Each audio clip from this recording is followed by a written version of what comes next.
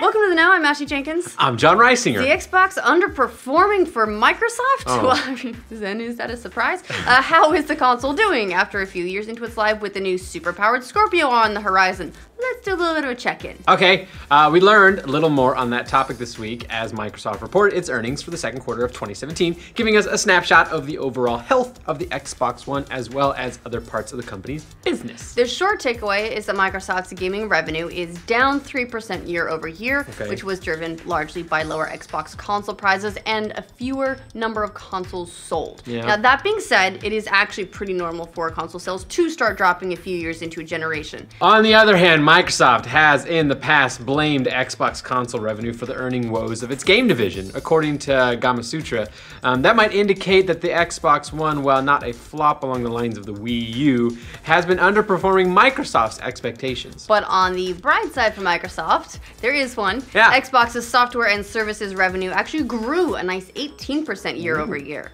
Digital transactions reached $1 billion this quarter, just in one quarter, mind you, as consumers are continuing to shift away from physical copies. As they should. Yeah, well, they should if they have appropriate internet, but not everyone does. I get that. I get that. Everyone does. So that's something that developers and publishers love. They love seeing people transition to digital because profit margins are higher in digital games, and you can't resell them later. Oh. Oh yeah, publishers love that. I never resold games anyways. Eddie does. Yeah. All right, well, that's Eddie's jam. As for Xbox Live, its monthly active users grew 15% in the quarter to a record 55 million users. Now, that's a huge number, but you should keep in mind that that includes not just Xbox, but also Windows 10 and mobile platforms. So all of that extra guy that you get in those numbers. Yeah, a lot of that growth was due to a good holiday season for Microsoft, in which US sales for Xbox reached record highs in December, driven in part by the Xbox One S. The Xbox One was the top-selling console in the second half of 2016, beating out its arch rival, PlayStation 4. At least, again, in the US. Yeah. Meanwhile, the new Scorpio console is on the horizon. It's Okay. a distant horizon because it's not coming till holiday, but there's a horizon there.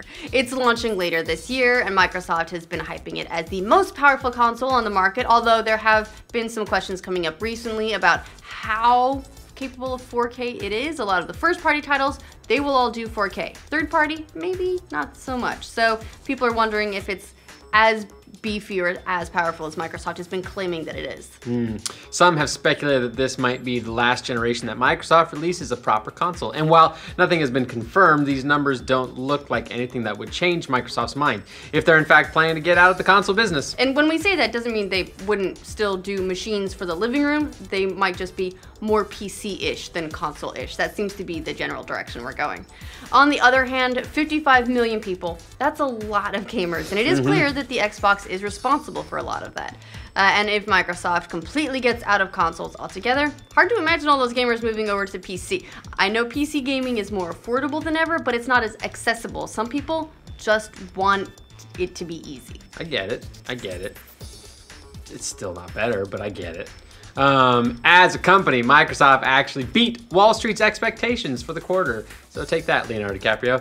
In terms of revenue, reporting $6.17 billion in profits for the quarter that ended December 31st. That's up from the $6.02 billion it made a year ago. So cloud computing was a really big moneymaker for Microsoft as it's becoming a big competitor to Amazon in the web-based on-demand computing business. That business rose 8% to $6.9 billion for the quarter. Microsoft. It's a lot of clouds.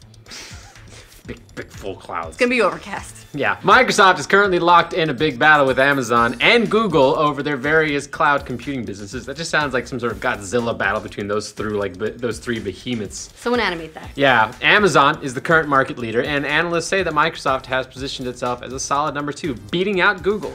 Who does number 2 work for?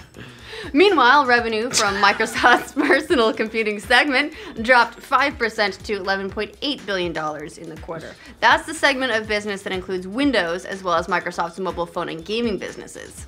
As a whole, the PC market is down worldwide, dropping 1.5% in the quarter, according to the Wall Street Journal. That's a trend that's been going on for years as many consumers shift to smartphones and tablets instead of traditional PCs or laptops. Although it is an interesting contrast to the fact that PC hardware actually did over $30 billion in revenue worldwide for 2016, and largely To be fair, that was on the back of China, but still, it's weird to see that overall PC hardware revenue is going up, and yet people adopting Windows and traditional PC laptops and such is going down a little bit. Interesting. Let's just take a little bit of right turn here. Bring it back. Yeah, because we were talking about games and Xboxes and stuff. So will this be the last console generation for Microsoft? Well, it is clear that the company is making a bet with Scorpio that there's still a market for a higher-end console that provides the latest and greatest graphics. If it doesn't sell well, it's not that hard to imagine Microsoft getting out of making generational specific dedicated consoles entirely. But even if Microsoft stays in the console business, the Scorpio, along with the PS4 Pro, could signal the end of hard console generations as hardware makers instead just continually release gradually more powerful machines. Yeah, as Xbox marketing head honcho Aaron Greenberg told Engadget last year, we think the future is without console generations. In other Xbox news, Microsoft shut down the Snap multitasking feature on the Xbox One. RIP. Did anyone use it? Never figured out how to use that thing seamlessly. That feature let users put an app on the edge of their screens while they're playing a game or using another app, meaning you could watch a show on Hulu while playing an Xbox game. Sadly, that's no longer the case. Microsoft's Mike Ybarra said the removal of Snap is intended to improve multitasking, reduce memory use, improve overall speed, and free up resources going forward for bigger things. Meanwhile, the Xbox One added another backwards compatible 360 game recently.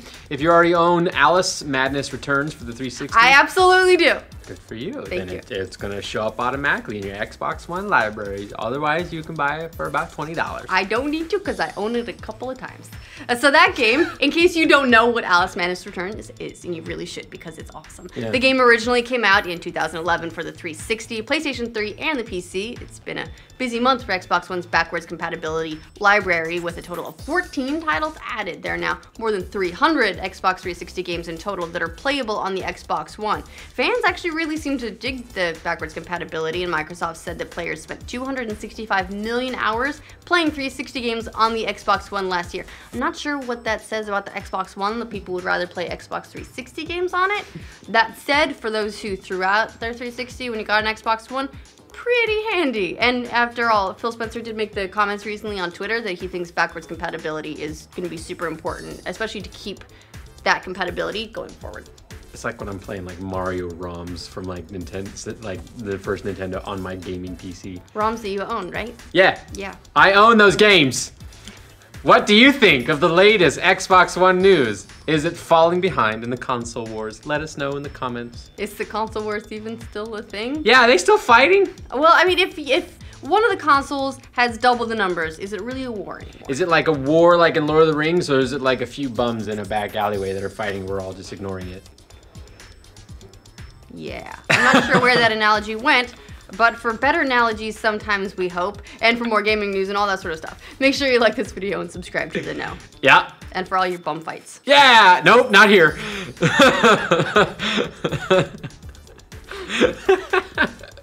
that was a weird read. Where did that read go? I don't even know. Where did we go? Have fun cutting it down, though. Oh.